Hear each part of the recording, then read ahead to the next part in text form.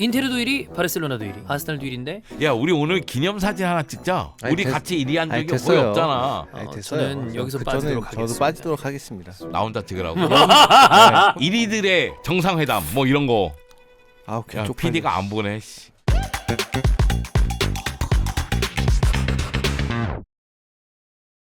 (2025년 12월 15일) 월요일입니다. 히든폴 SL 스타트하겠습니다. 안녕하세요, 박주인입니다. 안녕하세요, 송영주입니다. 안녕하세요, 박선입니다. 네, 인테르가 1위에 등극하고 바르셀로나도 1위고, 우리 다 1위? 아스날도 1위고, 우와! 마치 이 지난 시즌 챔피언스리그 4강이 네. 생각이 납니다. 하지만 우승팀은 그 어느 곳에서도 나오지 않았다.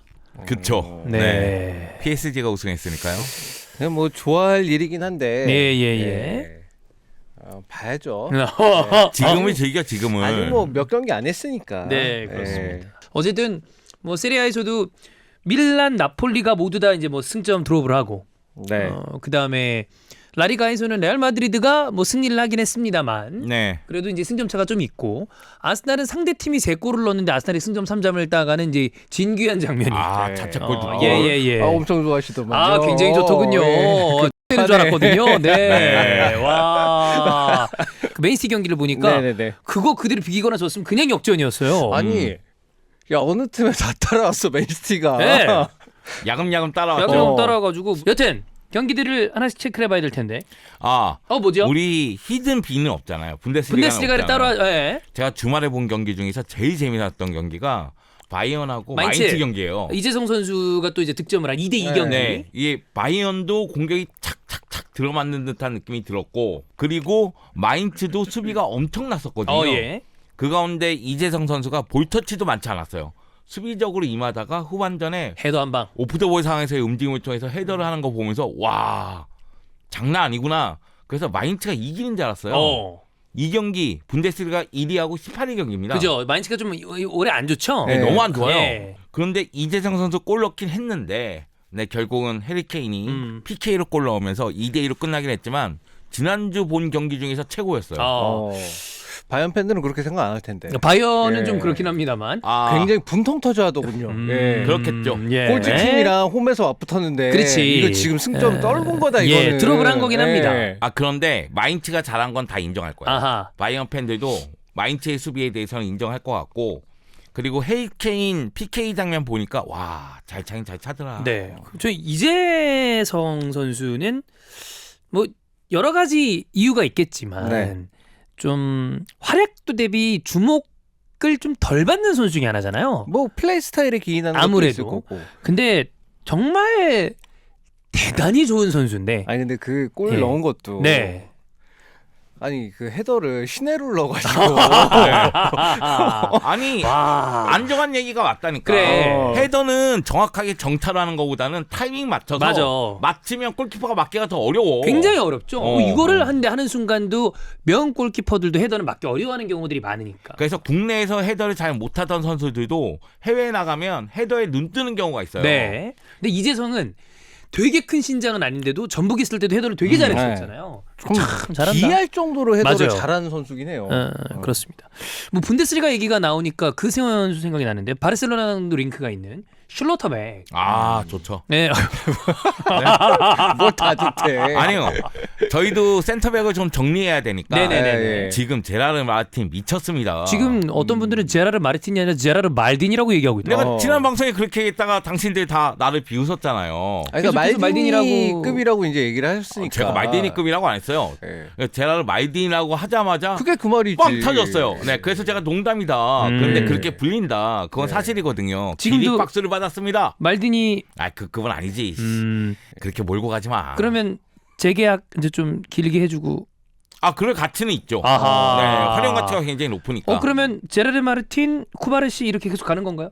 일단 올 시즌은 그렇게 갈 거예요. 겨울에 누군가 영입한다거나. 아니에요. 네, 못해요. 그리고 아마 다가오는 여름에 슈루터백을 노릴 거라고 생각을 합니다.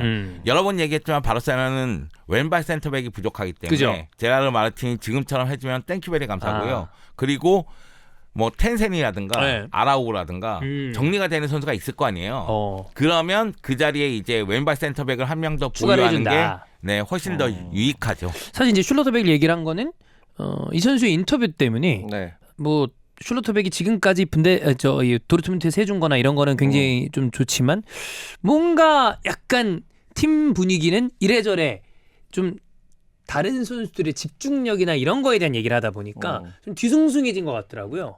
근데 도르트문트 입장에서도 슐러터백은 내보낸다는 생각을 갖고 있어요. 그런 것 같아요. 왜냐면 슐러터백이 새로운 도전을 원하고 원하는 것 있으니까. 같고. 근데 슐러터백이 바이에른 뮌헨으로 가면 안 된다. 그렇기 때문에 해외 리그 클럽에게 조금 더 적극성을 좀 띄고 있다는 네. 이야기는 있습니다. 리버풀과도 링크가 나는데 어디로 갈 것 같으신가요? 그건 모르죠. 바르셀로나 원하나요? 원하죠. 지금 게이랑 슐러터백은 뜨거운 감자예요. 아하. 사실 제가 뭐 분데스리가 경기 보면서도 그런 얘기했지만 이런 측면에서 마르코 로이스가 위대한 선수입니다.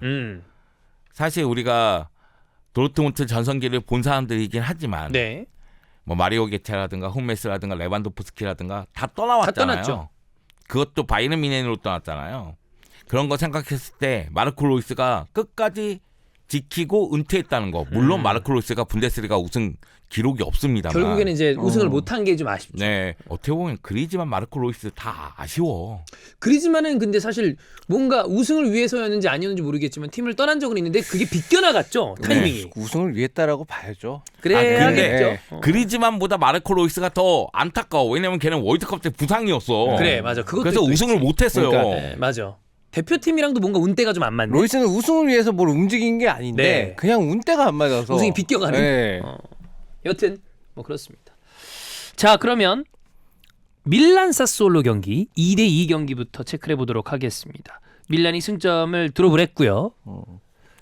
이 경기는 이제 사스올로가 사실 그 밀란 상대로 상당히 좀 강한 모습을 많이 보여왔습니다. 네. 그동안 이제 강등당하던 시즌에는 이제 인테르 상대로 다 두 번 다 이겼고, 네, 밀란 상대로는 사실 일부에 있었을 때 계속해서 지속적으로 좀 강한 모습을 많이 보여왔어요. 그러니까 밀란이 홈 경기일 때도 좀 크게 득점을 많이 하면서 잡아오는 모습들이 나왔었고, 뭐 자기들 홈에서도 그렇고, 그래서 뭔가 이제 사스올로가 이상하게 좀 산시로에 오면 경기를 잘하는 게 아니냐, 네. 뭐 이런 얘기가 나올 정도로 좀 강한 모습을 보였었는데, 근데 이 경기는 뭐랄까 약간 그 알레그리 감독이 이제 운영을 하는 측면에 있어서 좀 아쉬움이 남았던 경기였던 것 같아요. 이 경기는 사실 이제 밀란이 이제 앞서 나가고 있는 상황들이 많이 있었고, 네.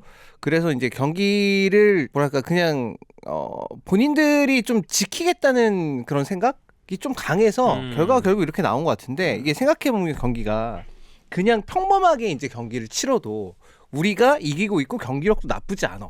그러니까 그러면 느슨해지기 마련이잖아요. 아무래도. 그렇죠. 전체적으로 분위기가 이제 그렇게 흘러가는, 그래서 이제 위기가 나온 상황들이 있는데, 이제 그런 걸 이제 잘 넘기면 뭐 강팀답게 잘 그게 수습이 되면서 이제 끝나는 건데, 근데 이제 여기서 우리가 지금 이기고 있으니까 그냥 이거를 굳히자, 지키자, 이렇게 하면은 그런 뭐 지시가 들어간다거나 예. 운영이 그런 식으로 되면은 이게 굉장히 경기가 수동적으로 바뀌잖아요. 그럼 상대가 우리보다 전력상 약체임에도 불구하고 상대가 계속 포지션 갖고 있고, 기세가 살고. 포지션 갖고 계속 공격하고, 그럼 우리가 계속 그거를 수비를 그냥 해야 되고 남은 시간 동안 약간 이런 상황이 되면, 이게 실수가 없는 팀은 모르는데 실수가 있고 이러면 또 부담이 되고, 그런 것들이 쌓여가지고 결국 결과가 이렇게 나온 것 같아요. 그리고 뭐 실수를 안 하는 팀이라 할지라도 상대도 프로기 때문에 네. 아무리 좀 전력이 떨어진다 하더라도 이거 한 방 어떻게 될지 모르는 거 아니에요. 그렇죠. 네. 물론 강팀은 수비적으로 경기에 임할 때에도 능동적으로 대처하려고 합니다. 하긴 볼을 하죠. 소유하려고 하고 공격수를 바꿔주고 이런 모습이 있긴 있는데, 그래도 그럼에도 불구하고 마인드 자체가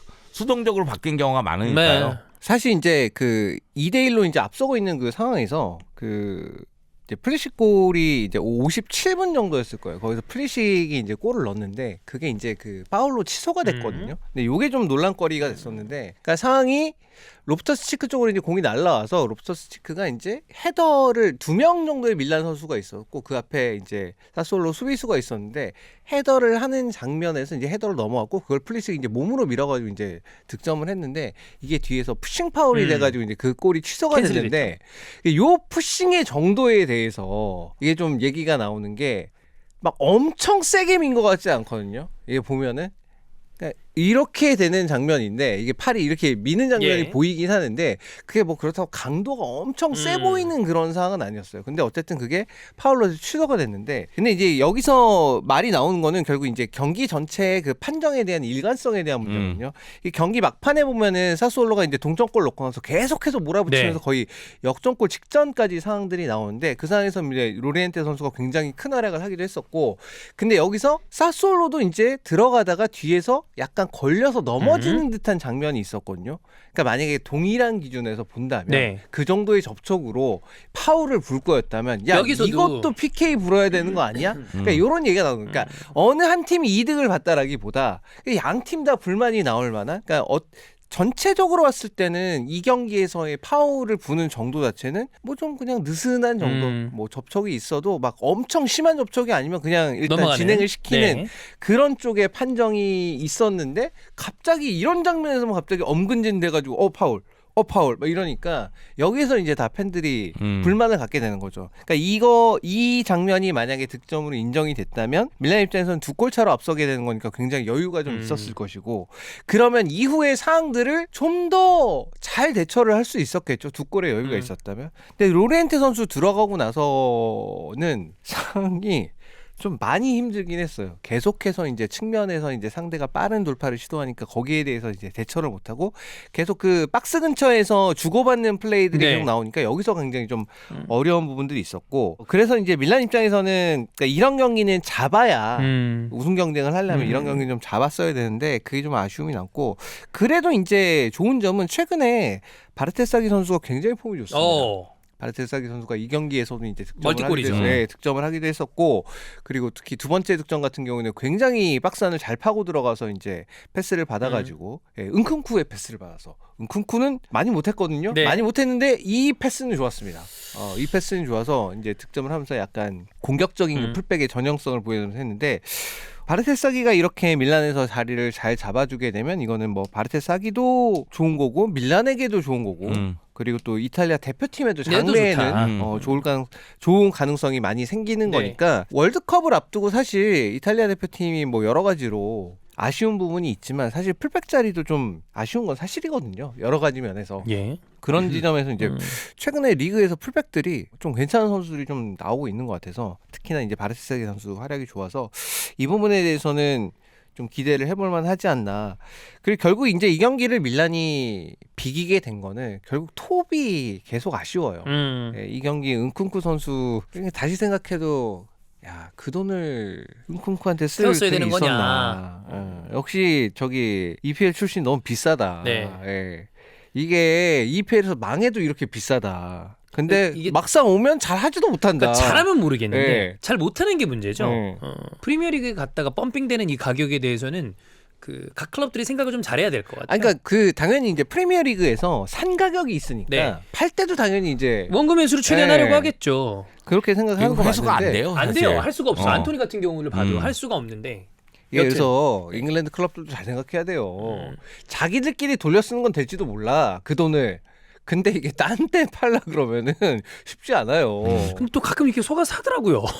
그러게. 근데 네. 속아서 사는 경우도 있는데 많은 클럽들이 임대를 원해요. 그치. 한번 그치. 일단 통하는지 패스코드. 확인하고 싶어 하고 어허. 네, 일단 찍먹은 해보겠다는 네. 마인드죠. 침묵되고 있나요?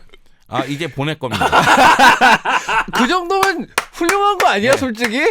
어쨌든 예. 밀란은 승점이 드롭입니다. 그렇죠. 예. 그래서 이제 결국 1위 자리에서 내려오게 됐죠. 그렇습니다. 네. 자, 스페인으로 잠깐 가겠습니다. 아틀레티코 마드리드와 발렌시아의 맞대결이고요. 아틀레티코 마드리드가 승리를 하면서 최근 조금 주춤하다가 다시 일단 승리를 했습니다. 네. 아틀레티코 마드리드가 발렌시아 상대로 레전드들이 골을 넣었죠. 코케가 선제골 넣고 그리즈만이 교체 투입해서 예. 결승골을 넣었습니다. 그러면서 2대1로 승리를 거뒀는데 아틀레티코 마드리드는 발렌시아에 강해요. 이 경기 승리하면서 아마 공식 경기 4연승이고요. 그리고 그리고 홈에서는 14년인가 15년 동안 패배가 없을 정도로 매우 심하네. 홈에서는 발렌시아에 강하거든요. 근데 문제는 뭐냐면 아틀레티코 마드리드 전체적인 경기력이 좋았다고 보기는 어려워요. 그 점이 좀 아쉽습니다. 특히 저는 뭐 이 경기에서 셀로트 골 넣고 취소되는 장면도 있었거든요. 근데 셀로트의 플레이 자체가 나쁘다고 보기는 어려워요. 네. 근데 셀로트하고 훌리안 알바레스가 투톱으로 나올 때에는 제가 생각하기엔 시너지 효과가 너무 부족해요. 그러니까 셀로트를 위해서 훌리안 알바레스가 너무 많이 희생하고 희생해야 있다는 된다. 느낌이 좀 들어요. 물론 두 선수가 동시에 선발 출전한 경기를 찾아봤어요. 그랬더니 7경기 선발 출전해서 4승 2무 1패니까 결과는 나쁘지 않아요. 그렇지 않아. 그리고 마드리드 더비 같은 경우에는 두 선수가 다 골을 넣었고, 그리고 최근 이제 챔피언스리그 아인토벤전도 둘 다 골을 넣으면서 승리를 가져가기도 했었거든요. 근데 안 풀릴 때는 아스날전 같은 경우가 나오는 거예요. 네, 그런 경우가 나오고, 사실 아틀레티코 마드리드에서 득점력이 가장 뛰어난 선수는 누가 뭐라고 해도 훌리안 알바레스예요. 그렇죠, 훌리안이죠. 그러니까 훌리안 알바레스가 리그에서 7골, 챔피언스리그에서 4골이니까. 그런데 셀로트 득점을 위해서 훌리안 알바레스가 희생하는 장면이 나온다? 이건 아니라고 생각하거든요. 앞뒤가 좀 안 맞죠. 네. 물론 이 경기에서 훌리안 알바레스가 컨디션이 안 좋을 수도 있어요. 근데 최근 제가 두 선수가 선발로 나온 모습을 봤을 때 그런 점이 좀 느껴진다는 이야기를 하는 거고요. 그리고 그리즈만은 자리를 잡았습니다. 슈퍼서브로. 그러니까 지난 시즌 슈퍼서브는 셀로트였는데 예. 올 시즌 슈퍼서브는 그리즈만이에요. 그리즈만이다. 그리즈만이 교체 출전해서 엄청난 모습을 지금 보여주고 있고요. 특히 이 경기에서 골 넣을 때 첫 터치가 어마무시했습니다. 뭐 이런 게 또 클래스 아니겠습니까? 네. 그래서 아틀레티코 마드리드 경기력은 좀 아쉬웠지만 사실 발렌시아가 저는 더 짜임새 있게 나왔다고 생각해요. 코르베란 감독이 수비 시에는 5-3-2 또는 5-4-1 가동하고 공격을 전개할 때는 측면을 최대한 이용하기 위해서 3-5-2식으로 이제 공격을 전개하는 모습이었거든요. 네. 특히 아틀레티코 마드리드하고 중원 싸움에서 경쟁력을 갖기 위해서 3미드를 배치한 것도 충분히 효과를 봤다고 생각해요. 문제는 결정력이 최악이었어. 우고드로가 결정적인 기회가 3차례인가 4차례 있었는데 골대 맞추기도 했지만 날려먹었다. 아쉬운 장면이 너무 많아서 그러다 보니까 결국 이제 발렌시아는 승리를 거두지 못했고 아틀레티코 마드리드는 결국 공격 쪽에서 쓸 수 있는 카드가 많다는 게 다시 한번 드러나면서 그리즈만이 결승골 넣으면서 승리를 거둔 경기죠. 네. 그 루제리는 계속해서 낙제점을 받고 있는 것과 별개로 푸빌이랑 한츠코는 센터백으로 나오면서도 좋은 활약을 하다 보니까 아틀레티코 마드리드 팬들 좀 민심이 좋더라고요. 최근 수비 쪽에서 이야기해야 되는 선수는 아까 전에 마르틴 얘기도 했지만 예, 제라르 또 한 마르틴. 명 있다면 푸빌이에요. 예. 왜냐하면 한츠코는 올 시즌 내내 잘해주고 있어요. 맞아요. 특히 뭐 센터백으로 나오든 사이드백으로 나오든 잘해주고 있거든요.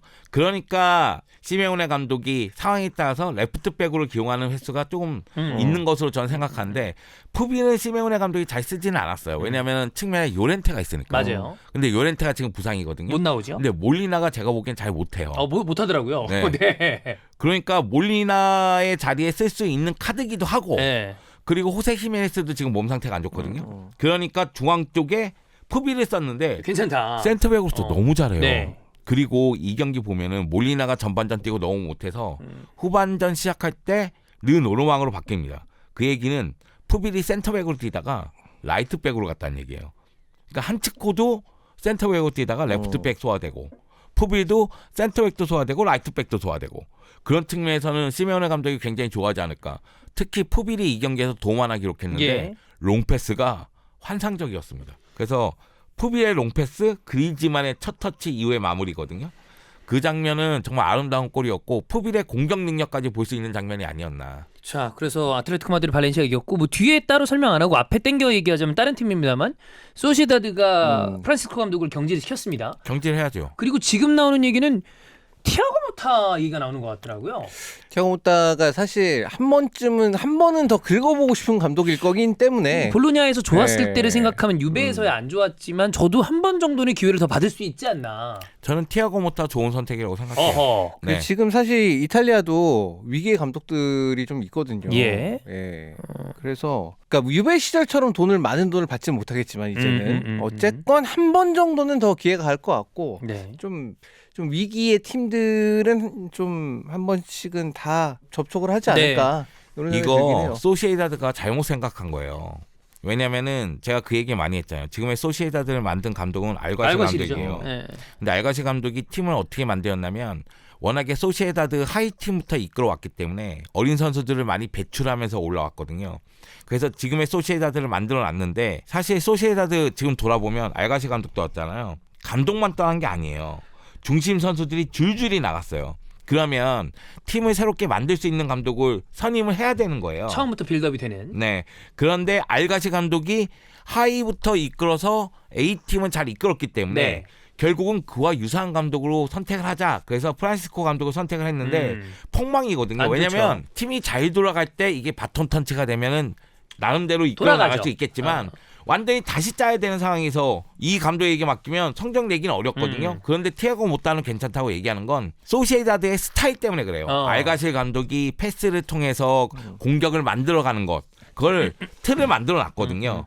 그러니까 그 틀을 유지하려고 하는데 선수 자원이 안 좋으니까 네. 프란시스코 감독은 경질이 됐는데 티아고 모타 감독은 하고자 하는 의욕이 있을 것이고 분명히 온다면 있겠죠. 예. 그리고 또 하나는 티아고 모타 감독이 과도기적인 과정을 갖춰도 소시에다드는 일단 참아줄 수 있는 상황이에요. 있죠. 그렇기 때문에 저는 티아고 모타는 나름 괜찮다 이렇게 얘기하는 거예요. 뭐 어떤 결과가 나올지 모르겠습니다. 또 어디에서는 못다와 가깝다는 얘기도 있었는데 어디는 아직 아니다라는 얘기도 있어서 봐야 되겠습니다만 티아고 모타도 찬영 얘기대로 원코는 더 받을만 하니까 네. 과연 사실 소시에다드의 어떤 그 주축 이탈에 대해서는 이제 굉장히 큰 지분이 이제 아스날에 있거든요. 거의 대부분의 선수들이 다 아스날 가가지고 근데 제가 예전에 데포르티브 빚내서 선수 영입하고 라코르냐? 예. 네, 선수로 팔아가지고 그거 메우고 네네네. 근데 제때 못 팔면서 트리스탄이 거예요. 그러니까 로이 마카이부터 잘 팔아왔는데 트리스탄을 팔 타이밍을 놓치면서 계속 같이 갔거든요. 네. 그러면서 이제 구단 재정도 문제가 생기면서 쭉쭉 하락했잖아요. 안 좋았죠. 그러니까 소시에다드 같은 경우에도 선수를 그 정도 가격으로 파는 건 문제가 없어요. 수비맨디는 잘 팔았어요. 네, 그러니까 미켈 메리노나 수이멘디나 나갈 선수들은 나갈 때 제대로 가격을 땡기면 돼요. 그런데 그거에 대한 대처 능력이 확실히 있어야 되는 거잖아요. 그런데 그 대처 능력이 감독이 떨어지는데 어떻게 대처하겠느냐 그래. 이 얘기예요. 그렇습니다. 자, 아틀레티코 마드리드 발렌시아 2대1 그리고 프란시스코 감독 경질 얘기를 잠깐 했고요. 자, 이탈리아로 넘어와서 제노아 대 인테르 경기 1대2입니다. 뭐 마지막에 한 골을 따라잡히긴 했습니다만 어쨌든 인테르 승리하면서 지금 테이블에서 1위를 차지하고 있는 것은 인테르다. 근데 진짜 세리아가 정말 승점 차가 다닥다닥 붙어 있습니다. 네. 놀라운 일입니다. 예.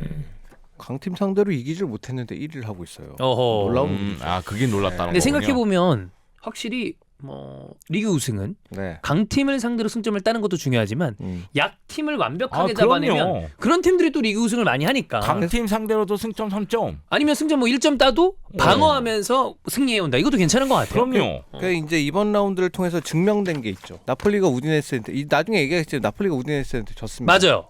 우디네스는 강팀이었습니다. 아하. 네, 그래서 인테리가 진 거죠. 역시 예. 강팀 판독기다. 예. 제노아랑 경기를 했는데 사실 제노아 원정을 좀 많이 힘들어했어요 인테르가. 왜냐면 이게 시모네 인자기 감독 시절에 제노아 원정을 가서 이긴 적이 없거든요. 이게 제노아 원정이 항상 인테르 입장에서 되게 껄끄러운 그런 네. 경기고 왜냐면 이제 제노아 팬들이 되게 좀 열정적으로 응원하거든요. 이 경기에서도 이제 경기 좀 후반부에 홍염 터뜨려가지고 갑자기 경기 잠깐 중단했다가 이런 사건도 있을 정도로 워낙에 소리도 크고 네. 막 열정적으로 응원을 해서 그 분위기에 약간 좀 어려워하는 또 얼핏 보면 바르셀로나 같거든요. 언뜻 보면 그 약간 그런 느낌이 유니폼이 있어요. 약간 네. 그 느낌이 있어. 맞아요. 제노아 유니폼이. 제노아가 이기길 바랬습니다. 감정이 입이 되더라고요. 네, 그랬는데 어쨌든 뭐 경기 자체는 사실 전반전의 경기는 인테르가 워낙 잘했어요. 잘해서 제노아가 뭐 뭔가를 뚜렷하게 할 만한 그런 상황들이 나오지 않았습니다. 제노아가 사실 그 비에라 감독이 이제 팀을 이끌다가 빵빵빵. 예, 이제 잘리고 네. 예, 지금 이제 데로시 감독이 이제 이끌고 있거든요. 근데 비에라 감독 시절하고 이제 데로시 감독하고 시절하고 비교를 해보면 팀의 스타일이 좀 달라지긴 했어요. 비에라 감독은 야 우리는 약팀이야. 자 우리 약팀이니까 뭘 해야 돼? 일단 버티고 수비해야 되고. 참고 카운터 한번 시도하고 자 이렇게 가자 이걸로 했는데 그러려면 사실 그 몇 안 되는 기회에서 골을 넣어야 되잖아요. 무조건 넣어야죠. 쉽진 않죠. 근데 그게 쉽진 않으니까 많이 이기질 못했고 네. 그래서 이제 결국 성적이 안 좋아서 이제 잘리게 됐는데 데루시 감독은 그거랑은 접근 방법이 약간 다릅니다. 자 우리 약팀이긴 하지만 그래도 우리가 한번 해보자. 앞에 전방 압박하고 공 가질 수 있으면 우리 공 가지고 전진 패스 많이 시도하고 그러니까 이런 식으로 스타일을 바꿨어요. 그래서 좀 이겼어요. 데로시 감독이 팀을 맡은 이후에 좀 이겼습니다. 그러니까 약간 로마 시절에 임시 감독할 때 뭔가 팀이 좀 수습된 것처럼 그런 식으로 제노아가 팀 스타일이 좀 바뀌면서 그러면서 좀 이겼거든요. 네. 근데 이제 인테르랑 경기할 때도 비슷하게 이제 시작을 해요. 근데 아무래도 두 팀의 체급 차이가 크죠. 네, 좀 많이 나서 전반 시작할 때 좀 반짝 양옆에 조금 힘이 있네. 그 요즘 좀 인기 있다는 그 노턴 커피 예. 그런 애들 무슨 뭐 잉글랜드에서 노린다고 하는데 잉글랜드니까 잘 못하던데 왜 노린다 그런지 모르겠어요. 그 도르고 때부터 해가지고 제가 항상 얘기했는데 잘 못한다고 걔네들. 그 왜 그걸 굳이 운동용만 믿고 사면은 이게 축구가 항상 운동용만 좋다고 해서 되는 게 아니잖아요. 안 되죠. 예. 그럼요. 예. 예. 공간에 대한 저는 운동력도 운동력인데 다른 것보다 진짜 공간에 대한 이해도가 제일 중요하다고 생각하거든요. 어허. 축구에서는. 네. 하여튼 게다가 그 다음부터는 미들에서의 장악력 자체가 떨어지다 보니까 전반적으로 계속 좀 어려움이 있었고 사실 이 경기를 풀어준 건 비세크 선수의 선제골이었죠. 예. 그걸 넣을 줄은 몰랐는데 잘 넣었습니다. 어쨌든 간에. 예. 보면은 비세크는 수비보다는 확실히 공격적인 부분에 재능이 좀 많이 보이는 그런 선수인 것 같다는 생각이 들었고 그리고 이제 라우타로까지 이제 골을 넣으면서 되게 라우타로 스러운 그런 골이었었는데 그 골을 넣으면서 2대0이 되면서 사실 전반전은 되게 평안하게 끝났어요. 그래서 전반전의 경기력이랑 내용을 놓고 봤을 때는 뭐 2대0이 당연히 합당한 스코어처럼 느껴졌었고 그리고 후반전에 들어와서 이제 경기를 하는데 후반전도 어느 시점까지 후반전 한 중반까지는 계속해서 좀 유리하게 경기를 이끌어 가고 있었는데 인테르가 이제 시모네 인자기 감독 시절부터 보였던 게 그게 있어요. 후반전 막판에 굉장히 약한 모습을 많이 보였었는데 이게 저는 체력적인 문제에서 기인한다고 봤거든요. 지난 시즌 같은 경우에는 워낙에 많은 경기를 소화를 했어야 됐고 세계대회 다 우승에 도전하는 입장이었기 때문에 당연히 이제 힘들 수밖에 없었고 백업도 사실 주전들에 비해서는 많이 좀 부실한 상황이었기 때문에 힘들었었는데 지금 이제 느껴지는 거는 이제 스타일 자체가 시모네 인자기 감독 시절보다 전방 압박을 더 많이 시도하고 강하게. 프레싱 자체가 이제 라인 자체를 끌어올려서 프레싱을 시도를 하다 보니까 그런 데 있어서 좀 체력적인 부담감이 좀 더 큰 건 맞거든요. 그래서 이 좀 현상은 비슷하지만 이유는 좀 다르게 후반전의 중반 이후에 굉장히 약점이 드러나는 게 이제 인텔이라고 생각되거든요. 최근의 경기를 보면 다 그랬죠. 네. 리버풀한테 질 때도 그렇고 이 경기도 그렇고. 그래서 거기서 이제 실점을 하게 되면서 이제 미드필드 특히 젤린스키 선수가 이제 중반 이후에는 좀 제대로 못 뛰면서부터 네. 이제 미드필드에서 좀 수비하는 저지력 자체가 굉장히 약해졌었고 거기서부터 이제 문제가 생겨가지고 이제 좀 어려운 경기를 치르고 이제 막판 했는데 근데 키보 감독이 되게 우리 또 키동님께서 이기고 싶었나 봐요. 더블 A를 넣으면서 막판에 식스백을 했습니다. 센터백이 이제 4명이 주르륵 서고 근데 저는 그건 나쁘다고 생각하지는 않아요. 뭐 상황에 따라서 네. 근데 이제 약간 이런 게 있는 거죠. 사실 이제 그 수비수 한 명 더 넣어서 이 식스백 만드는 거, 그거는 사실 범부들도 할 수 있는 누구도 할 수 생각입니다. 있다. 네, 할 수 있는 생각입니다. 다만 이게 그러니까 저는 그래요. 이게 키브 감독이 잘못했다라고 얘기하는 거 아닙니다. 그런 건 아닌데. 뭔가 1위 팀이면 야 이거보단 좀 더 뭐 세련되게 할 수 있지 않을까? 약간 아니야, 이런 아니야. 느낌? 이기면 됐어. 이건 이기면 된 거다. 이기면 그것도 됐어. 맞아요. 그것도 맞아. 네네네. 저도 사실 틀린 말이 무엇보다 아니다. 이기는 걸 굉장히 중요하게 생각하는 사람이긴 한데 뭔가 좀 있을 것 같단 말이죠. 이게 근데- 이 정도로 이 선수단 구성이 차이가 나면 너무 좀 단순하게 그냥 하는 거 아니냐. 근데 한번 생각해 보세요. 그렇게 수비 라인을 구성했는데 졌다고 생각해 보세요. 또는 무승부를 거뒀다고 생각해 보세요. 그건 부메랑이 감독한테 가는 거예요. 그러니까 감독도 그거에 대한 책임을 갖고 그렇게 하는 겁니다. 그러니까 이게 뭐 그런 거나 이런 거 떠나서 조금 간단하게 아니면 너무 단순하게지만 어쨌든 승점 3점이 반드시 필요한 경기였기 때문에 이렇게라도 했다. 근데 네. 찬호의 얘기는 무슨 얘기인지 알아요. 그죠. 전력차가 있는데 굳이 이렇게 가야 되나? 조금 더 능동적으로 대처하면서 이게 좀 잘 마무리할 수 없나? 이런 생각이 들 수 있잖아요. 뭔가 좀 이게 왜냐하면 사실 시모네 감독 시절과 비교해서 몇몇 포지션에는 젊은 선수들이 들어왔거든요. 이 경기는 특히나 부상 선수들이 좀 많았기 때문에 그래서 어린 선수들이 더 많이 들어갈 수밖에 없었고 그럼 뭔가 이거보다는 좀 있지 않을까 약간 이런 아쉬움. 리버풀이랑 경기할 때 경기 더럽게 못해가지고 졌잖아요. 그죠. 그럼 이 경기에서는 뭔가 조금 더 달라지는. 전반은 그래서 되게 만족스러웠어요. 전반은 네. 어쨌든 경기도 잘했고 득점도 나고 그래서 그렇긴 한데. 괜찮았는데 후반에 근데 키부 감독 입장에서 좀 보자면 리버풀전에서 그렇게 졌기 때문에 이렇게 나온 거 아닐까? 이런 생각이 들 수도 있죠. 뭐 그럴 이 수도 경기는 있죠. 어떻게 해서든 잡아야 되니까. 근데 결과론적으로 이 경기 승리하면서 지금 세리아 1위잖아요. 분위기를 뒤집었고. 하여튼 뭐 그래요. 그래서 그냥 어쨌든 근데 생각해볼 건 그런 건 있습니다. 이 지금 이제 아직 시즌 절반도 다 안 치렀는데도 후반전 중반 이후에 체력적인 부분에서 문제가 드러나고 있다. 이 얘기는 후반기에 들어가면 이게 더 심해질 수 있잖아요.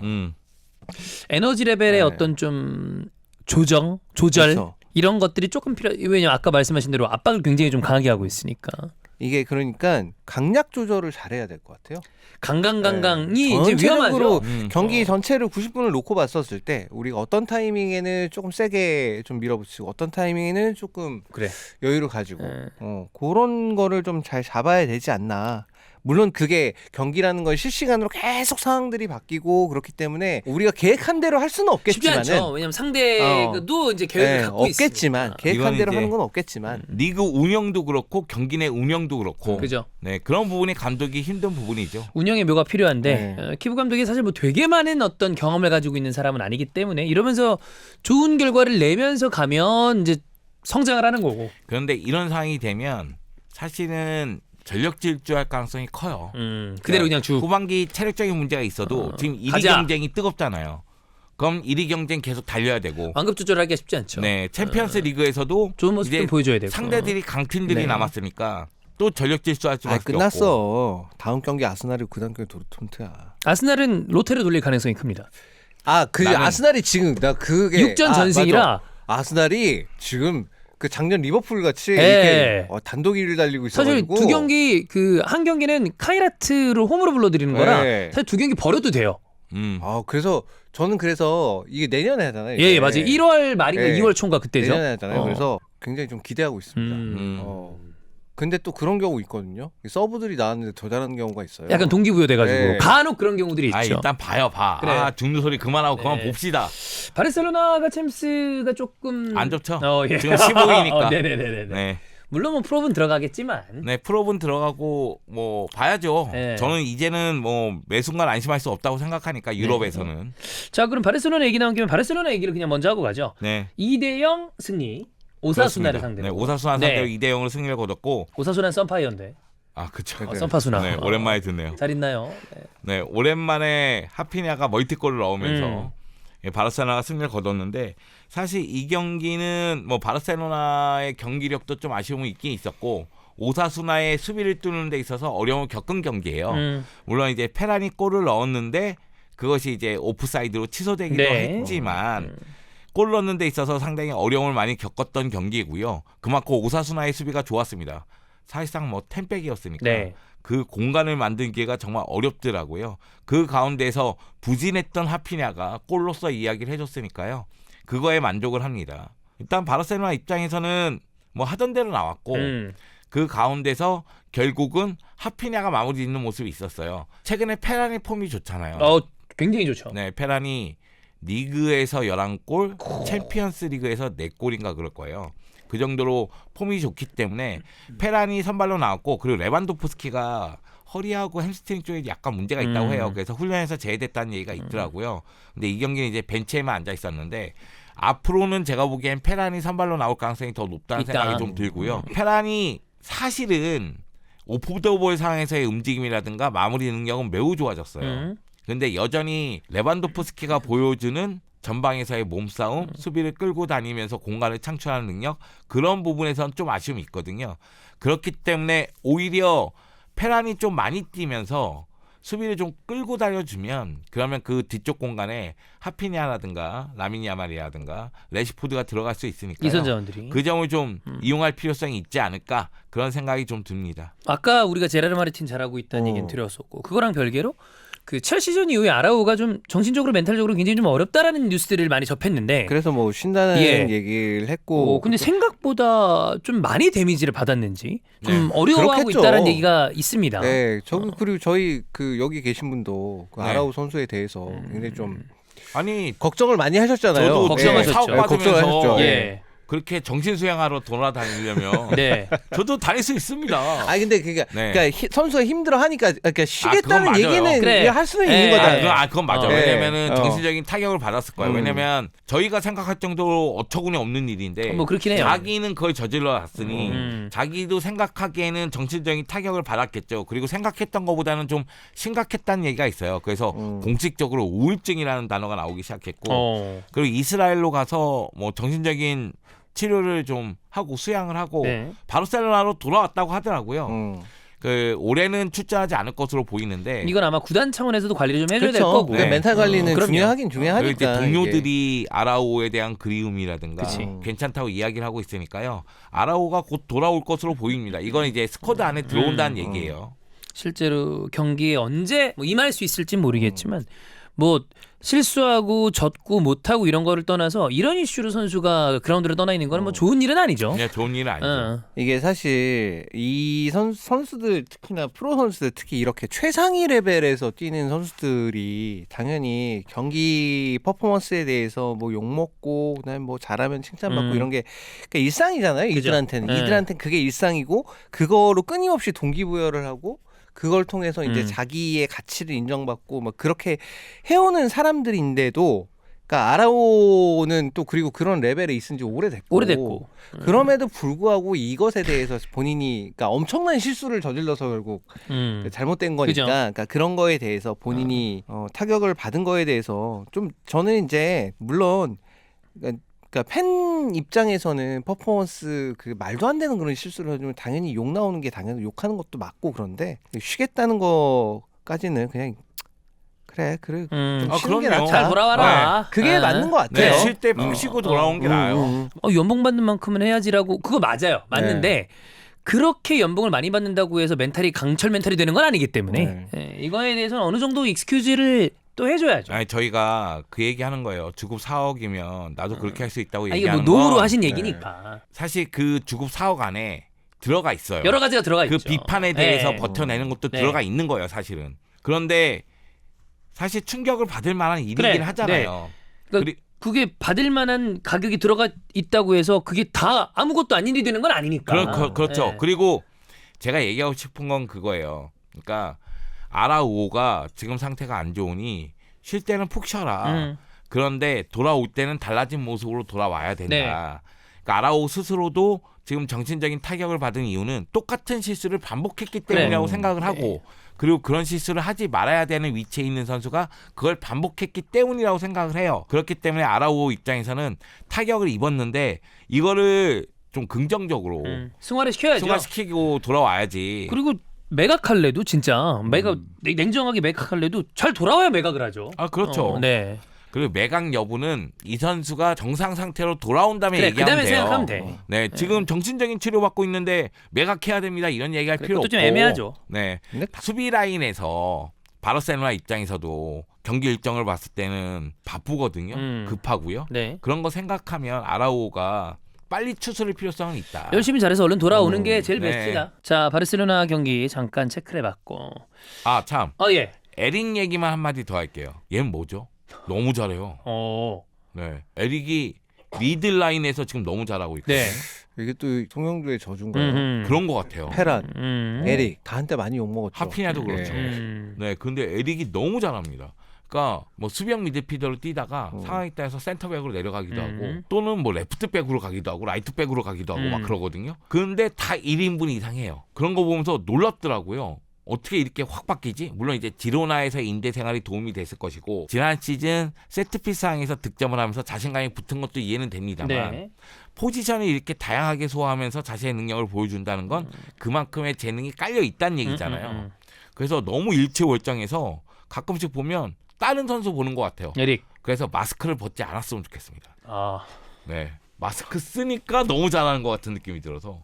네, 영종이 굉장히 가혹한 아니 멋있어요. 맞나요? 아니, 마스크 써도 멋있고 아하. 벗어도 멋있어요. 잘하면 알겠습니다. 멋있잖아. 예, 그건 맞아요. 네. 자, 그럼 아까 우리가 얘기했었던 이 우디네세와 나폴리 경기 얘기를 해보겠습니다. 1대0 우디네세 승리, 나폴리가 패배를 했고요. 뭐 나폴리가 좀 위기다라고 하기에는 뭐 그런 건 아닌데 부상자가 많고 그러면서 챔피언스리그에서도 어려움을 겪고 있고 남은 경기 일정을 보니까 첼시전도 있고 그래가지고 이래저래 콘테가 좀 어려움을 겪고 있습니다. 그러니까 이 경기는 그냥 나폴리 입장에서는 좀 그냥 경기에 들어가는 것 자체가 좀 어렵긴 했어요. 왜냐하면 주전들이 너무 많이 부상이 너무 많죠.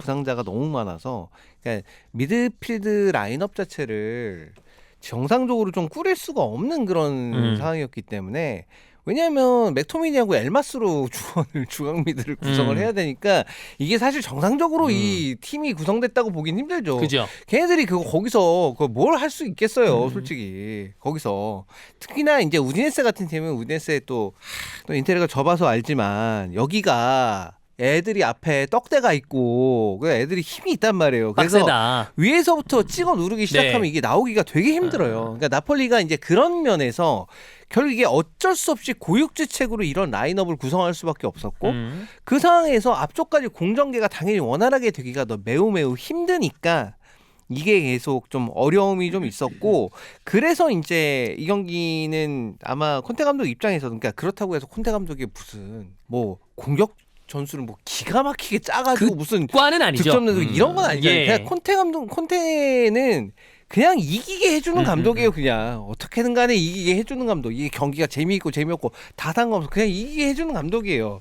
근데 이기게 해줄 수 있는 요소들이 거의 다 빠져있는 게 이 경기였기 때문에 좀 이기긴 좀 어려웠던 경기가 아니었나 싶고 그럼에도 불구하고 로렌조 루카나 호일론이나 조금만 잘했으면 그래도 이런 결과는 아니었을 골 것이다. 정도는 넣을 수 있을 텐데 야 그 호일론 그 골문 바로 앞에서 그거 토해낸 거는 좀 많이 심하긴 했어요. 네. 근데 또 생각해보면 또 호일이 또 그러니까 얘도 어쨌든 넣을 때는 넣고 또 이렇게 못할 때는 또 못하고 이래서 그냥 그게 이제 아쉬움이 남는 그런 뭐 상황이 된 것 같고요. 전반적으로 어쨌든 나폴리가 공격 기회를 많이 가지질 못했습니다. 그냥 이거는 콘테 감독이 지난 시즌 우승할 때도 마찬가지고 이번 시즌도 마찬가지고 많은 기회를 만들어서 골을 넣는 팀이 아니라 이 팀은 적은 기회에서 아주 순도 높게 득점을 해가지고 이긴 팀이에요. 대신 우린 실점 안 하고 이걸로 이제 우승했던 팀이기 때문에 그게 돼야 되는데 그게 뭔가 안 된 거죠. 뭐 그냥 그리고 우디네스도 몇 번을 그냥 득점 취소당하고 이래가지고 이제 한 골 딱 나온 거거든요. 이게 힘들게. 근데 이제 그 에켈렌캄프 이 득점은 좀 미친 골이긴 했어요. 좀 요즘 제가 드는 생각이 제가 이제 뭐 어떻게 보면 XG 얘기를 되게 많이도 했었고 몇 년 전부터 이제 XG랑 들고 왔는데 얘기도 많이 했었고 많은 사람들이 XG 얘기를 안 할 때도 이제 여러 스탯 사이트들을 통해서 이제 XG 값을 체크를 해주셨었죠. 그래서 그 얘기를 하고 그랬는데 요즘에 이제 잘 안 하잖아요. 이게 어느 순간부터 팀들도 XG에 대해서 신경을 많이 쓰면서 저는 이게 영향이 좀 있다고 보거든요. 중거리 슛 안 때리는 거. 아 맞아요. 최근에 진짜 많이 안 때려요. 그러니까 가능성이 떨어지는 시도 자체를 많이 안 하는 것 같아요. 그러니까 이게 결국 이제 XG라는 게 결국 이제 그 상황들이 나와서 결국 이 슈팅은 이 정도의 가치가 있다라고 이제 그 표현을 하는 거잖아요. 단순히 유효 슈팅 뭐 이런 걸로 하기에는 너무 이제 판단하기가 어려우니까 이 슛이 이 정도의 가치가 있다는 거 이거를 이제 알려주기 위해서 나온 스탯인데 이거를 제 생각에는 팀들이 신경을 쓰다 보니까 좀 더 가능성 높은 위치에서 슛을 해야지. 맞긴 맞아요. 맞긴 맞는데 그러다 보니까 너무 때릴 수 있는 상황에서도 안 때리고. 안 때린다. 근데 이게 약간 차이는 있어요. 제가 봤을 때는. 물론 전체적으로 봤을 때는 중거리 슈팅이 떨어져요. 그게 왜 그러냐면은 골을 넣을 수 있는 확률을 높이기 위해서는 중거리 슈팅은 확률이 높지 않기 때문에 굳이 선택할 이유는 없어요. 그런데 그거는 소위 얘기하는 전력이 갖춰진 팀이에요. 소위 해서 강팀을 상대하는 약팀들은 문전으로 갈 수가 없어요. 그러니까 거리와 상관없이 때릴 수 있을 때 때려요 그냥. 그러니까 발렌시아전에서 벨트란이 중거리 슈팅으로 골을 넣듯이 결국은 문전에서 해결이 안 되고 문전으로 볼이 안 가면 슈팅 자체가 없잖아요. 그러니까 거기서는 슈팅을 어떻게 해서든 시도하기 위해서라도 중거리 슈팅을 때리는 경우가 있어요. 그런데 대다수의 팀들은 감독이 전술을 짤 때 중거리 슈팅을 무리해서 하지 말고 우리가 세부적으로 짜서 이런 식으로 패턴을 짜서 안쪽으로 들어가면 거기서 해결을 해라. 그런 이야기가 들어가는 거죠. 의외성들이 떨어진 건 맞는 것 같아요. 네. 확실히 이전보다 전체적인 흐름은 중거리 슈팅을 훨씬 덜 시도한다. 그러니까 의외성이 떨어지는 것도 있고 저는 그리고 생각하는 건 또 하나는 뭐냐 하면은 그래서 이제 그렇게 전력 차이가 좀 나는 팀들이 혹은 전력이 대등하다고 해도 비슷합니다. 어쨌든 로블럭 형태로 박스에서 두 줄 정도 세워놓고 수비할 때 그런 공간이 거의 없거든요. 없죠. 그러면 거기서 그 안에 박스 안으로 들어가기가 매우 힘이 듭니다. 그 안에 공 투입하는 것도 힘들고 설사 공이 투입돼서 공을 잡았다 하더라도 돌아서는 것 자체도 너무 어렵죠. 힘들고 공간이 없으니까. 슈팅할 때도 거의 다 막혀 있기 때문에 슈팅각 잡는 것도 힘들어요. 그런 상황에서 중거리 슈팅이라는 거는 결국 거기서 이제 위협적인 조금만이라도 아무래도 박스 바깥에서 있을 때는 수비가 그렇게 촘촘하게 서 있지는 않단 말이에요. 그런 상황에서 슈팅을 때렸을 때 위협적인 슈팅이 한두 개가 나오면 저거 냅두면은 좀 위험할 수도 있겠는데 그 생각이 수비하는 입장에서 들 수밖에 없어서 머릿속이 심어지죠. 그걸 통해서 조금은 수비를 흐트러 놓을 수도 있단 말이야. 그러니까 이렇게 가능성을 높이는 작업에 있어서도 중거리 슈팅이 유효한데 근데 그거는 XG는 잡히지 않죠. 이건 애초에 그냥 XG가 떨어지는 거니까. 뭐 그다음에 2, 3차 리바운드 상황도 거기에 들어가지 않으니까. 그렇죠. 그러니까 그런 거를 생각을 했을 때는 저는 조금 더 중거리 슈팅이 많이 시도했으면 좋겠다. 물론 택도 없는 거 때리면 그냥 보고 욕하죠. 저거 왜 때려 저거. 근데 그런 것도 있어요. 뭐냐면 아까 전에 소위 얘기해서 약팀이 어쩔 수 없이 중거리 슈팅 때리는 경우가 있다. 그거는 택도 없는 중거리 슈팅이 많죠. 좀 많죠. 근데 레알 마드리드 얘기할 때 우리가 발베르데 중거리 슈팅 얘기하잖아요. 네. 그건 레알 마드리드가 측면 공격이 날카롭기 때문이기도 해요. 그 얘기는 전방 쪽에서 방향 전환이 이루어지고 슈팅이 이루어졌을 때 상대가 그냥 걷어내는 상황이 있다 보니까 그러면 발베르데는 슈팅을 때릴 수 있는 각도가 열리고 그걸 그냥 과감하게 때리는 경우가 있거든요. 네. 그러다 보니까 그 슈팅 자체가 주는 위력. 보통 선수들이 경기에 임할 때 강팀의 경우는 다양한 패턴으로 준비를 하겠지만 약팀 같은 경우에는 오히려 측면은 그냥 포기를 하더라도 중앙을 단단하게 가져가자.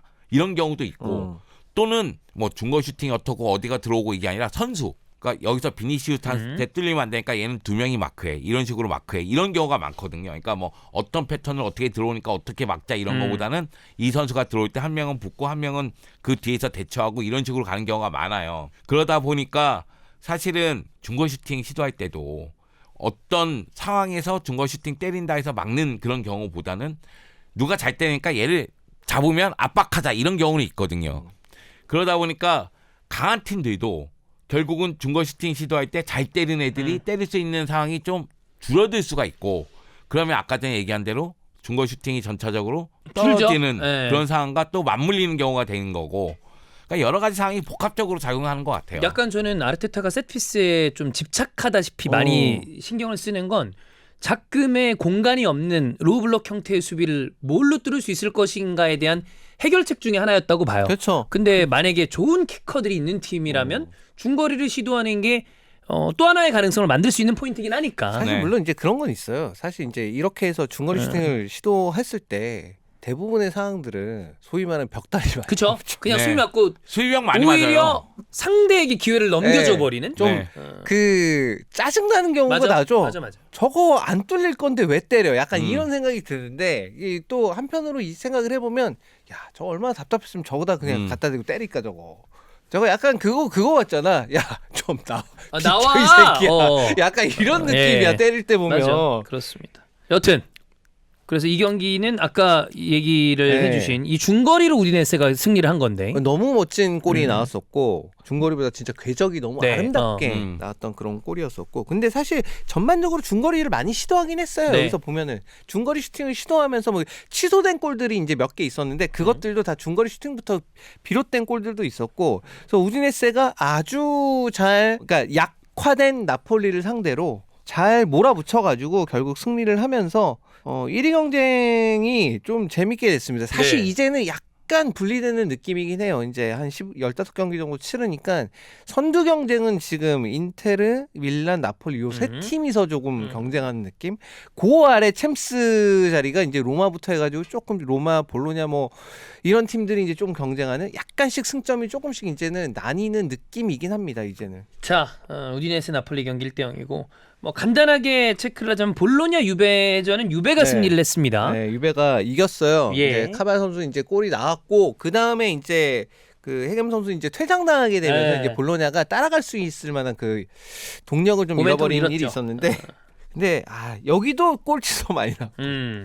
여기도 옵사이드로 골 취소되고, 여기도 하여튼 톱이 블라우비치 부상당하고 나니까 그러니까 블라우비치 역할을 할 수 있는 톱은 이제 아예 없죠. 없어져 버렸고, 오펜다도 극과 아니고 네. 조선대도 극과 아니고. 그러니까 스팔레티 감독이 이거는 진짜 고민이 좀 많이 될 수밖에 없을 것 같은데 뭐 잘해야지 뭐 예. 어떻겠습니다. 뭐 주중 챔스 네. 보니까 다시 백포로 바꿔서 좀 나아지는 경기도 있고 뭐 그런 것 같은데 쉽지는 않은 상황. 그러나 어쨌든 승점은 따왔다. 네, 이거는 이 승리는 좀 그래도 나름 의미가 예. 있어요. 왜냐하면 챔스 경쟁을 할 팀이기 때문에 그치. 볼로냐는 이 경기를 어쨌든 간에 잡아냈다는 거는 또 6점짜리죠? 최근에 이제 또 이기는 경기들이 많이 없기도 했었고 맞아요. 그래서 유벤투스 입장에서는 굉장히 좀 부담이 많았을 텐데 어쨌든 이거를 잡아냄으로 인해서 다시 이제 치고 올라갈 만한, 어쩌면 이게 발판이 되는 경기일 그럴 수도 수도 있을 있죠. 것 같아요. 맞아요. 네. 자 이제 마지막 경기인데 알라베스랑 레알 마드리드 1대2로 레알 마드리드가 승리를 했습니다. 그리고 뭐 알론소 감독은 비교적 선택을 좀 덜했던 호드리구가 지난 경기에서도 패배는 하긴 했습니다. 맨시티전에도 득점을 했고 이 경기에서도 득점을 하긴 했고. 묘하죠. 예. 호드리고가 구세주예요. 그리고 알론소 감독의 양아들 같은 이 아르다 귀일러는 나올 때마다 여전히 지속적인 비판을 받고 있습니다. 저는 이 경기 선발 라인업 보면서 사비 알론소 감독이 공격적으로 가서 그냥 힘으로 누르겠구나 이 생각을 했어요. 네. 왜냐하면 그건 어쩔 수 없는 부분도 있어요. 수비 쪽에 징계와 부상으로 못 나온 애들이 수두룩해. 많으니까 아니 프란이라든가 까레라스는 징계를 못 못 나오잖아요. 나오죠. 여기다가 수비 쪽에 밀리탕, 부상, 카르발, 부상, 트렌트, 부상. 알라바 너무 많거든요. 네. 물론 하이선이 부상해서 돌아오긴 했지만 100% 컨디션은 아닌 것 같았어요. 그러다 보니까 선발 라인업에서 제가 됐거든요.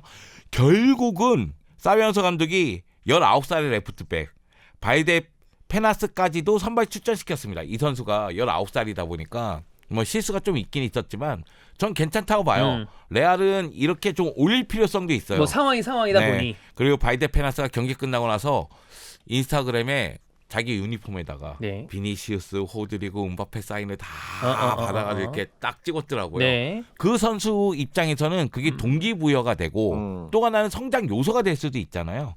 그래서 이런 건 참 괜찮다. 뭐 맨디라든가 프란보다도 차라리 이런 식으로 좀 어린 선수들을 키우는 키워내네. 방으로 가는 건 어떤가. 한도 어리지 않나요? 네, 근데 프란은 수비가 너무 안 좋아서. 그는 안 되게 될 것 같아요. 몸만 점점 좋아지는 것 같아요. 하여튼 그런 생각이 잠깐 네. 들었습니다. 물론 네. 이게 맞다는 얘기는 네. 아니고요. 여하튼 그러다 보니까 더 공격적으로 가겠구나 이런 생각이 들었고, 다만 수비 라인 보면서 추아메니를 내릴 수는 없구나. 네. 그러니까 추아메니가 미들에서의 핵심이기 때문에 이 선수를 내리면 안 되겠다는 생각이 있었던 것 같다. 그래서 중앙 쪽에 리디거하고 라울 아센시오를 네. 중앙 쪽에 배치하고 오른쪽에 발베르데를 내리는 것으로 보이고요. 네. 그리고 공격적으로 가려고 했다고 생각하는 이유 중에 하나는 세바요스가 아니라 귤러를 또다시 그렇죠. 이제 중앙에 배치를 했습니다. 그래서 볼 때는 4-4-2 포메이션, 전방 쪽에 음바페, 비니시우스, 투톱, 그리고 왼쪽에 벨링엄, 오른쪽에 호드리고 이런 식으로 볼 수도 있지만 공격을 전개할 때는 호드리고가 적극적으로 전방 쪽으로 올라가고 그 대신 주드 벨링엄이 밑에서 경기를 푸는 역할을 굉장히 많이 했어요. 물론 1대1이 되고 나서는 위로 적극적으로 올라가긴 했지만 그 전까지는 뒤쪽에서 패스를 뿌려주는 역할이라든가 예. 찔러주는 역할을 상당히 많이 하면서 탈압박을 하는 모습이 있었고, 호드리고는 중앙과 오른쪽 오 가면서 플레이했고, 호드리고가 중앙 쪽 들어갔을 때 발베르데가 적극적으로 올라오는 모습이 있었습니다. 그래서 더욱더 공격적으로 나온 것 같고, 그리고 경기 초반에 음바페의 적극성을 봤을 때는 야 이거 일나겠구나.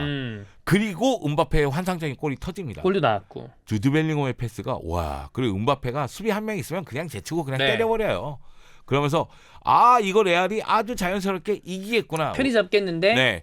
전반전에 알라베스의 슈팅 하나였어요. 그리고 아까 얘기한 박찬호가 얘기한 그 슈팅입니다. 중거 슈팅. 말도 안 되는 데에서 이바네스가 때렸는데 수비병 맞고 나온 그 슈팅 하나였어요. 네. 그러니까 알라베스가 공격 자체가 안 됐어요. 물론 제가 봤을 때는 이번 라운드에서 아틀레티코 마드리드, 뭐 바르셀로나, 레알 모두 승리를 거뒀지만 상대 팀들이 다 공격이 다 마무리가 안 됐거든요. 그러니까 뭐 바르셀로나가 무실점 거둔 거 그 의미가 있지만 크게 의미를 줄 필요성은 저는 없다고 생각하는데 여하튼 레알 마드리드도 의미가 있지만 그 의미를 줄 필요는 없다. 그거 아니, 그러니까 뭐냐면 무슨 얘기죠? 무실점을 했으니까 네. 이걸 의미를 둘 텐데 너무 깊게 너무 생각할 필요 깊게 없다. 의미를 둘 필요는 없다. 오케이. 그 생각이 들긴 드는데 레알 마드리드도 알라베스가 마무리가 안 되다 보니까 이거 자연스럽게 이기는구나 그런 생각이 들었어요. 그러면서 공격이 안 풀리는데도 불구하고 특히 비니시우스 와 너무 안 좋았죠? 너무 안 좋아. 맨시티 전도 부터. 이 경기도 안 좋아요. 네, 안 좋았어요. 욕은 많이 먹고 있습니다. 네. 그리고 나서 교체에 투입한 비센테가 골을 넣었습니다. 네. 그러니까 레알이 급해졌잖아요. 그리고 이 경기에서 비니시우스가 딱 한 번 돈값했어요. 그게 도움입니다. 네. 그 호드리고가 볼이 없는 상태로 중앙 쪽으로 들어가면서 원터치를 마무리 잘 지으면서 넣었고. 결국 2대1로 승리를 거뒀거든요. 사실 사비 알론소 감독 이야기할 때 맨시티전 패배하면은 경질된다는 얘기가 있었잖아요. 근데 간 거잖아요. 네. 그러면서 또 알라베스전 패배하면 경질될 수 있다 이런 얘기가 또 있었어요. 근데 이 경기 이겼으니까 일단 한숨을 돌렸다 이렇게 볼 수도 있겠지만 저는 맨시티전은 패배했어도 전반전 경기력이 좋았어요. 근데 이 경기는 승리했지만 전체적으로 만족감이 떨어져요. 안 좋다. 그리고 이 경기 호베르토 칼로스하고 솔라리가 같이 보고 있었어요. 나는 솔라리 보디가드인 줄 알았어. 남미에서 보디가드 데리고 왔나? 카를로스가 지난번 박스에 네. 근데 만약의 경우 사비 알론소 감독 경질이 되면 이거 만약의 경우입니다. 그러면은 임시 감독으로 아르벨로라든가 아니면은 뭐 솔라리라든가 네. 이런 이야기가 있잖아요. 네. 그리고 지단 얘기도 있었잖아요. 심지어 뭐 가능성이랑 별개로 클럽 얘기도 있었어요. 네, 클럽 얘기도 예, 있었잖아요. 근데 레알 마드리드 경기장에 뭐 지단이 찾아온다던가 네. 이 경기에 솔라리가 본다던가 이런 일이 있으니까 더 이야기거리가 생기는 나오죠. 건 아닌가. 다만 저는 그런 생각은 들어요. 뭐 비니시우스도 사비 알론소 감독하고 포옹하고 뭐 호드리고도 포옹하는 모습이 있었고 이건 이제 선수들이 감독을 지지하겠다는 네. 표현이거든요. 그런 인터뷰도 많이 했고 지난 경기 끝나고. 그리고 가장 인생사 알 수 없다는 게 호드리고예요. 사실 사비 알론소 감독 밑에서 가장 피해를 본 선수는 물론 앤드릭이라고 하는 사람도 있겠지만 호드리고 아닙니까? 호드리고가 지금 호드리고는- 연명시켜주고 그쵸. 있어. 호드리고는 사실 그러니까 거의 버림받았다고 해도 뭐 과언이 아닐 사실상 정도로 나가란 얘기에 준하는. 거의 이미 클럽 월드컵 때부터 그런데 절체절명의 경기에서 호드리고가 올 시즌 첫 골을 넣었어요. 맨시티전. 네, 주고 있는 거죠. 그리고 절체절명의 경기가 또 펼쳐졌는데 결승골. 이 경기에서 리그 첫 골입니다. 네. 올 시즌. 맨시티전 골 넣고 이 경기도 리그에서 진짜 오랜만일걸요. 2경기 연속골인데. 네, 이게 어마어마하게 오랜만에 골을 넣었습니다. 그 호드리고가 지금 구세주 역할을 하고 있거든요. 참 그래서 알 수가 없는 거예요. 네. 여튼 뭐 알론소 감독에 대한 이슈는 끝나지 않은 거는 같아요. 그렇다고 지금 당장 뭐 다음 경기에서 진다 너 경질 그건 아니겠지만. 근데 이제 계속해서 시한폭탄을 안고 있는 그죠? 거예요. 어떻게 될지 모르겠어요. 네, 어떻게 될지 모르는 상황인데 다만 음바페도 맨시티전 손가락 골절도 있었고 무릎이 좀 안 좋았잖아요. 맞아요. 이 경기도 초반에 상대 선수하고 부딪히면서 무릎 쪽에 통증이 좀 있는 듯한 모습이 있었거든요. 네. 근데 음바페가 하고자 하는 의욕이 보이더라고요. 맨시티전은 호드리고가 그게 보여줬잖아요. 그리고 이 경기도 호드리고가 골을 넣었고 그리고 결국 비니시우스도 도움을 기록했으니까 음바페, 호드리고, 비니시우스, 주드 벨링엄이 동시에 출격하는 게 오랜만이에요. 그러니까 이들이 제 역할을 했다는 건 나름대로 탄력을 좀 받을 수 있지 않을까? 그래도 좀 지지를 받을 수 있지 않을까? 이런 생각은 있는 거죠. 다시 그냥 안 감독 메타로 가야 돼. 그게 그 넷이 안 감독 메타예요. 그 네 그렇긴 명이. 해요. 근데 이거 여러분 한번 생각해 보세요. 이거 되게 애매해요. 그러니까 뭐 사비 알론소 감독이 부진한 건 사실이잖아요. 그리고 사비 알론소 감독의 전술적인 선수 교육이라든가 선택에 대해서 불만이 있는 팬들도 분명히 있어요. 뭐 특히나 귓러에 대해서는 많이 네. 그렇고. 그러다 보니까 일부 팬들은 사비 알론소 감독 이게 나갔으면 좋겠다고 하시는 분들도 분명히 있습니다. 그런데 지금 레알 마드리드 젊은 팀으로 변하고 있는데 젊은 감독이 와서 규율 만들고 규제하고 그리고 압박 강하게 만들고 모두 뛰게 하는 축구를 구사하게끔 하는 데 있어서 여기서 팀 내 불화가 나온다? 그래서 이 감독이 떠나가서 새로운 감독이 온다고 하면 그 과정이 또 없을까요? 있겠죠. 또 있어요. 그럼 또 잡음이 생길 수 있단 네. 말이에요. 왜? 선수가 한 번 이긴 경험이 있기 때문에. 그걸 생각하면은 지금 사비 알론소 감독이 어떻게 해서든 이 문제를 해결하는 게 레알 마드리드 입장에서는 가장 좋은 시나리오예요. 그러려면 구단도 어느 정도까지는 사실 봐줘야죠. 네. 설사 이런다 하더라도 감독을 밀어주는 그림이 나와야 되는데 그게 어떻게 될지 모르겠다. 그런 부분이 좀 있다. 그리고 음바페는 미쳤구나 이런 생각했습니다. 지금 리그에서 17골일 걸요. 네. 아니 근데 이건 진짜 맞아? 이거 엔드릭네 아빠가 이게 SNS에 올린 거? 이거는 저도 SNS에 올렸다는 봤는데, 얘기 봤어요. 엔드릭은 하는 거 보니까 아버지도 본인도 좀 자중해야 될 것 같던데. 예. 아니 이거 진짜면 이거 구단에서 엔드릭네 아빠한테 얘기를 해야 돼. 맞아. 이거 이러지 말라고. 네. 이게 뭐야 이게? 얘기를 할 수 있는데. 근데 이게 일체 야, 도움이 안 이씨. 되죠. 이게 무슨 도움이 돼 이게? 팀으로 보나 본인 아들한테로 보나 도움이 되는 게 아닌데. 지금 내가 봤을 때는 엔드릭 아빠가 시야가 엄청 좁은 거예요. 사비 알론소 감독이 위기라고 생각하니까 흔들어. 그러면 아이씨 우리도 불만 많아 이걸 좀 토해냈는데 굴러가는 밖에는 이끼가 안 끼지만 네, 이거는 근시안적인 거예요. 네, 멈추면 끼긴 끼거든요. 네. 근데 여기서 중요한 건 이런 멘트들이 사비 알론소 감독에게 지지로 바뀌어요. 그러니까 사비 알론소 감독을 비판하던 시선을 갖고 있던 사람들도 이런 멘트를 보면 야, 왜 저래? 엔드릭은 이렇게 되죠. 엔드릭은 빠질만 하지. 어. 뭐 엔드릭은 지금 실패의 길을 가고 있다고 저는 느껴져요. 안 풀리고 있죠 완전히. 네. 예. 그러니까 호키랑 엔드릭이랑 뭐 비교도 많이 됐고 뜨거웠잖아요. 호키는 사실상 실패하고 돌아갔잖아요. 돌아갔고. 근데 얘도 지금 위험해요. 얘도 위험해요. 진짜. 그렇습니다. 자, 이렇게 경기들 살펴봤습니다. 어쨌든 아까 우리가 서두에 말씀드린 것처럼 인테르도 1위, 바르셀로나도 1위, 아스날도 1위인데 야, 우리 오늘 기념사진 하나 찍자. 아니, 우리 같이 1위 한 적이 거의 됐어요. 없잖아. 아니, 됐어요. 저는 여기서 저는 빠지도록 하겠습니다. 저도 빠지도록 하겠습니다. 나 혼자 찍으라고. 네, 혼자 찍으시죠. 네. 아, 그냥 지금을 즐겨. 어차피 내일은 몰라 우리가. 네, 그러면- 연말에도 1위면 한번 생각해 예, 봅시다. 이거 캡처해가지고 네. 뭐 썸네일로 뭐 하나 네. 박아주시든지 해주세요. 네. 네, 1위들의 정상회담 뭐 이런 거. 아우 야, 쪽팔려. PD가 안 보네. 씨. 네. 다음 시간에 뵙도록 하겠습니다. 네. 감사합니다. 감사합니다.